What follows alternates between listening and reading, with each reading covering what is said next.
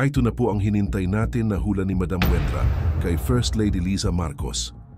Ang nakakilabot na pangitain kadalasan negative ang nabasa sa baraha. Kadalasan may pera at meron pinoprotektahan na isang tao pero ito din ang magpapahamak sa kanya. Ang tanong, sino ba itong tao na ito malapit sa pamilya na nasubra makapahamak? At ito din ang dahilan kung ang mga tao ay wala ng tiwala sa kanila. Nakita din sa barahan ni Madam Wendra na si First Lady ay kadalasan lumabas sa ibang bansa dahil may kailangan na asikasuhing problema. Ang tanong, ano kaya itong problema na ito? Totoo kaya ang haka-haka? Ngayon hindi na natin patagalin, ito na po ang hula ni Madam Wendra kay First Lady Liza Marcos. Hello po, magandang araw po sa inyong lahat. Eto na naman po tayo. May nag-request po kasi kung pwede ko daw pong basahan si Ma'am Liza Marcos. Naku, ayun na tayo. Dami po nagre-request. So again and again po, kung makararating man po ito sa kinaukulan, hindi ko po kilala si Ma'am Liza Marcos. Hindi ko pa po siya, hindi ko siya kilala na get together or something. Kilala ko siya bilang asawa ng ating presidente. At kung ano man po mababasa ko rito, again and again po, ito po ay for entertainment use lang. Sana po ang tamaan ay huwag magagalit. Kung ano man pong pangit ay itapon at ang maganda ang ating tangkilikin. Ayan po. For entertainment use po ito. Ano man po ang mabasa ng tarot ay aking i-interpret. Interpreter lang po ako ng tarot. Liza Marcos, born August 21, 1959. Ayan, Manila. Ayan po. 66 years old, Liza Marcos. Ang tunay po niyang pangalan is Marie Luis Liza Araneta Marcos. Through the name po, ito po ang ilalagay ko dito sa tarot. Tarot, ipakita mo sa akin kung ano ang nakikita at may share natin bilang entertainment use dito sa taong nagngangalan. Shortcut ko na lang po, Liza Marcos. Ganon din naman po ito ang ginagamit niya. 1, 2, 3. 3 muna po. Liza Marcos.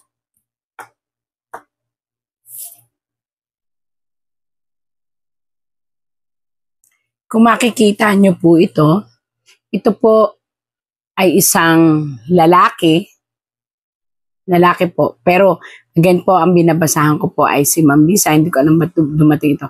Ito po ay isang lalaki o ito ay isang kinahaharap na intriga. Yun po ang ibig sabihin nun. Sa isang lalaki, may isa pong intrigang kinakaharap si Ma'am Liza Marcos, which maaring ito po ay gumugulong na intriga na mayroong kinalaman sa kamatayan. Kaya po hang.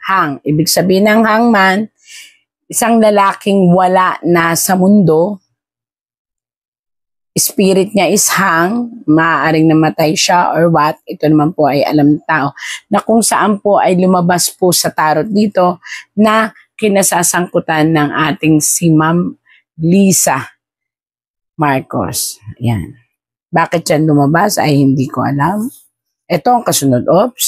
Umiikot ang mundo. Ang ibig sabihin kaya po pala ito lumabas. Ito ay talagang didikit at didikit sa pangalan niya. At may gumugulong po yan na batas. Ibig sabihin, mayroong kasong involved.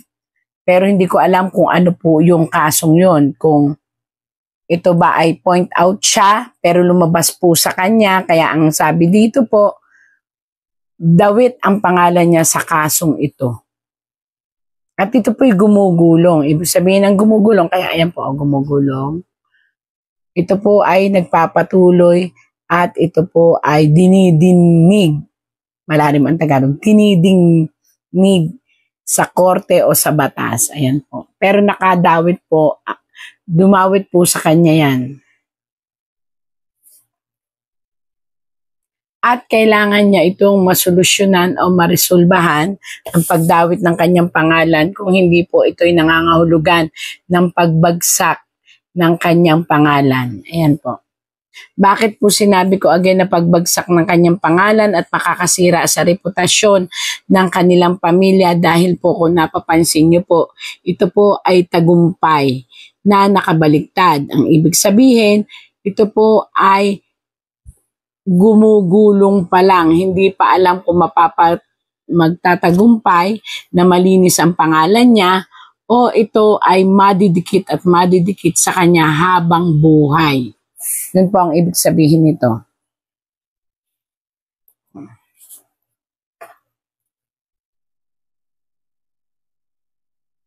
One, two, three.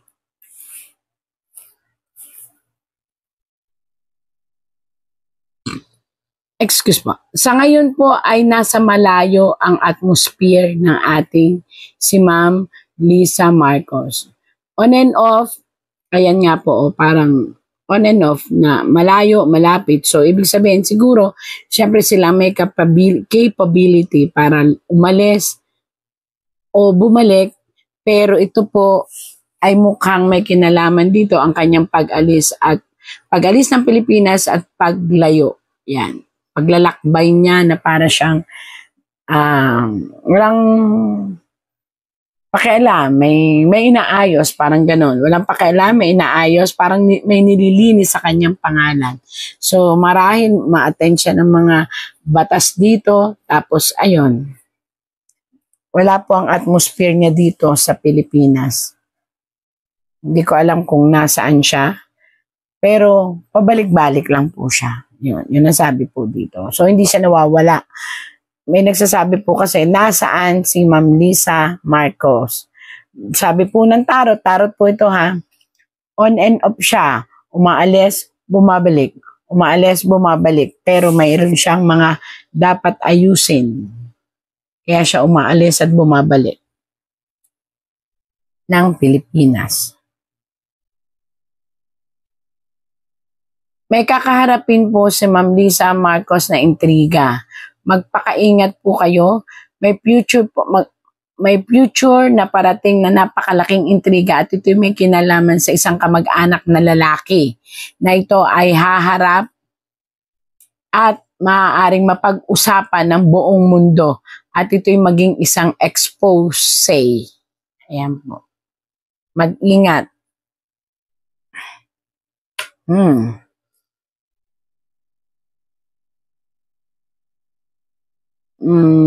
Ang sabi po rito ay mananatili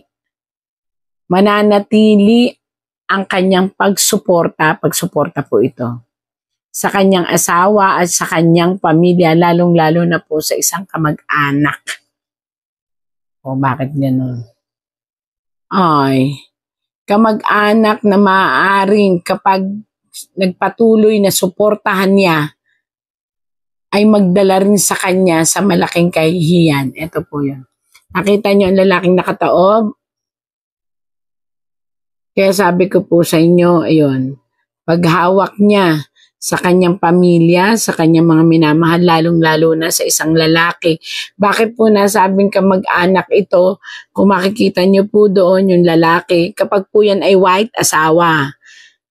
Ito po ay naka-black, nakaitim. Tapos po nakabaliktad, tapos kung mapapansin niyo may blood doon. So ibig sabihin kamag-anak na lalaki na maaaring maghila sa kanya pababa.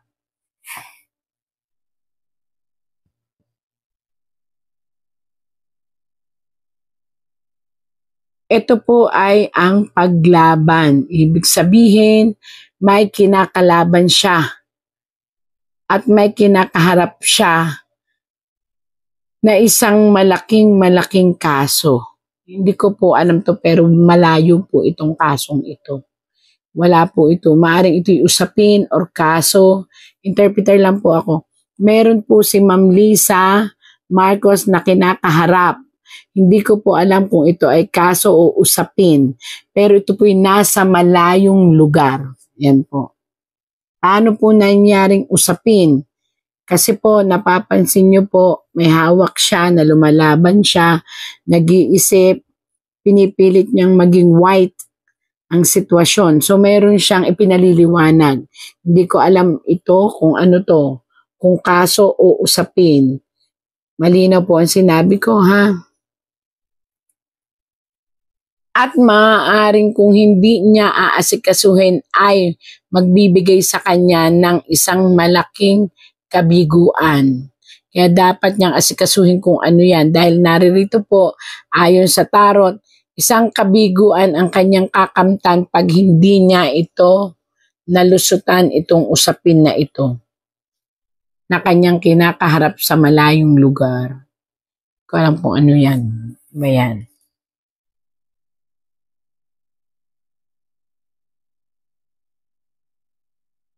Future po ito. Isang anak niya. Bakit ko nasabing anak? Ayun po. May bata. Ayan, may bata. Isang anak, ito yung asawa niya at saka siya nag-uusap. Isang anak ang maaaring isuong pa niya sa politika. Maaaring ito'y patakbuhin niya in the near future bukod po kay Sandro. Iba ito, bago naman to. Isang anak na maaaring ipasok niya sa isang mataas na posisyon sa politika. Pero ito ay hindi si Sandro kasi iba naman po itong bata. Ibig sabihin, isa rin sa mga anak niya sa future.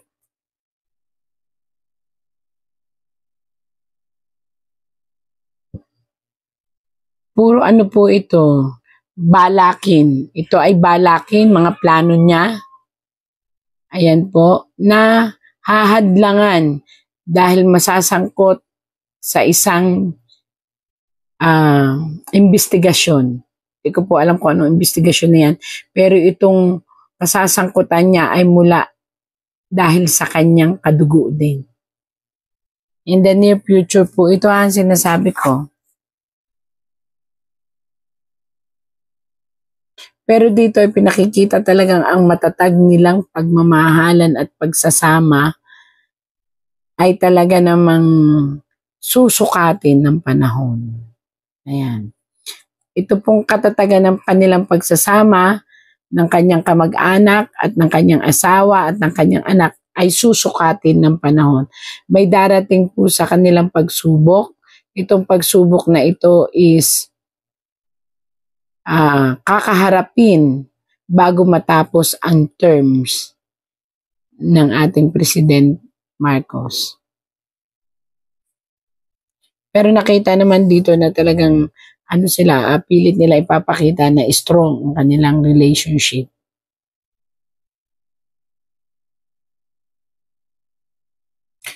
Kailangan silang magtulungan mag-asawa at payuhan niya ang kanyang mister o si President.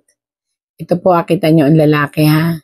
President na, presidente po yan, na pinipilit niyang, ito kung makikita ninyo, may mga perang nakalagay dito, mga gold, kitang-kita nyo naman, di ba? Tapos nakabaliktad, ibig sabihin, may kasasangkutan sila na isang malaking question ng batas tungkol sa pera. Ayan po. Ayan, mako-question po sila tungkol sa pera. Ayan. Coming po ito. Batas po ito na kinakailangan nilang maipaliwanag ang lahat. Ang hirap no pag maraming pera, ang dami nagko-question. Pag wala naman pera, mahirap din. Ayan, naku. Kinakailangan pag-isipan ang lahat ng mga binibitawang salita, Madam Lisa Marcos. Kasi po, may mga taong tila baga hindi naniniwala sa bawat salitang lumalabas sa inyong bibig. Kahit pa ito ay pinapakita nyo through your action. So mag-ingat po. In the near future po, may mga question na lalabas at madadawit na naman po sa mga iskandalo.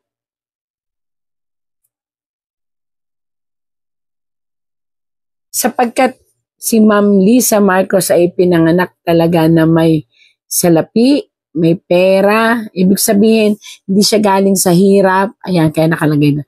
Ang ugali niya talaga po ay, wag naman po magagalit sa akin, pero sinabi po ng tama, may pagka-mabait na maldita. So, talaga may pagka, kung anong gusto niya, gagawin niya. Kung ano yung i-command niya, kailangan yun ang masunod. Yun po ang kanyang karakter. Ayan.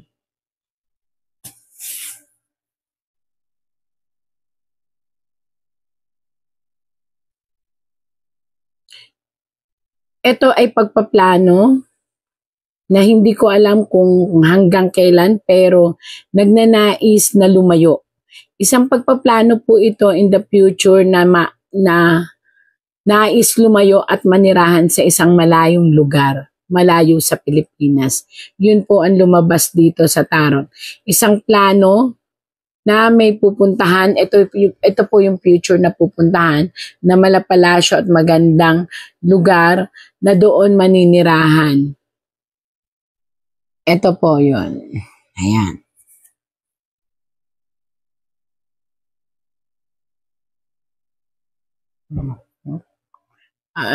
Ano na lang po to, kumbaga, hindi po ibig sabihin ito ay kamatayan. Maaring ito ay pangit na katapusan ng pamumulitika. So, ibig sabihin po nito, pag mag-ingat po kayo, may pangit pong parating sa buhay pamumulitika ng inyong pamilya. Ito po, ayan, nakita nyo po, dead. So, hindi ibig sabihin po ipatay agad. Ang ibig sabihin po nito, maaring may pangit na kahantungan ang buhay pamumulitika o politika ng inyong pamilya. Yun po ang ibig sabihin nito. So, ang ibig sabihin na lang po noon ay mag-ingat at kinakailangan na sana lahat ng mga galaw ay ayon pa rin sa mamamayan para dumating man ang panahon po, hindi ito dumating sa buhay ng pamumulitika ninyo.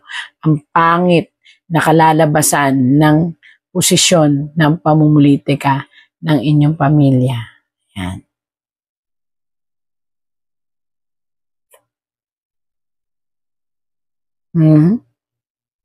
Ito po ay isang senaryo kung saan magkakaroon ng parang, ayan po, nakita niyo, divine intervention, yung mga ganyan, na kinakailangan yung pag-isipan. Kung bibitaw kayo sa pagsuporta, yun, sa pagsuporta at pananatiling pananahimik sa isang tao na kadugo ninyo, na maaaring dumating ang panahon ay magdala sa inyo ng napakalaking problema. Ito po ay future. Pinag-iisip po kayo ng tarot kung gagawain ninyo na bumitaw o bitawan ng isang taong sumisira ng inyong pangalan. At dito po ay hindi pinaniniwalaan ng madlang people, kaya po may ganyan. Parang mahirap paniwalaan na wala kayong kinalaman. Yun po ang sabi ng tarot. Ako puro future. Ayan. Ang paglisan ay darating.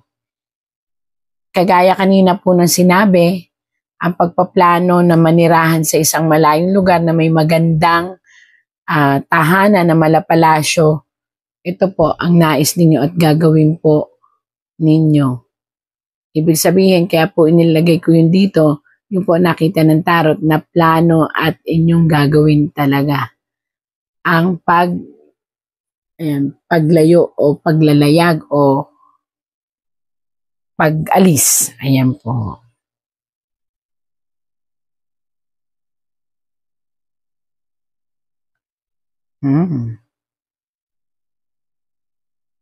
Hindi ko po alam kung paano nyo itong maipapaliwanag, pero ang pangalan nyo po ay makakaladkad. Ito po ay future.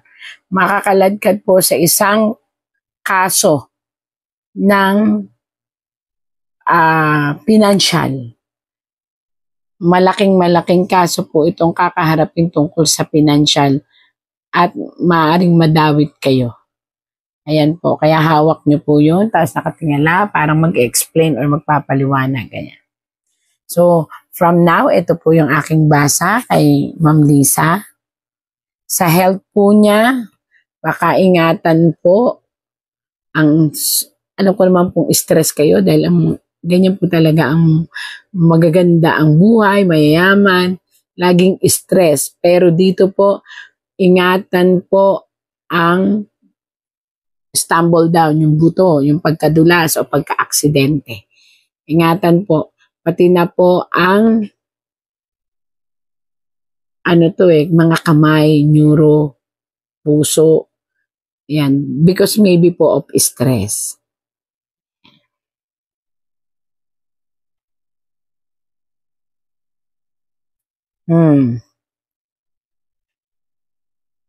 Isang kaso ang isang lalabas. Hindi ko alam kung ano po ito, pero ito ay isang kasong ma-expose sa ayaw nyo man po at hindi. Ito po ay may kinalaman sa isang taong nawala. Sabi nga kanina doon, mayroong madadawit ang pangalan nyo. Dito naman, ma-expose, may mag-expose o may magtatraidor po. Hindi ko po alam kung sino, pero ingatan nyo po kung anong kalalabasan. Ayan.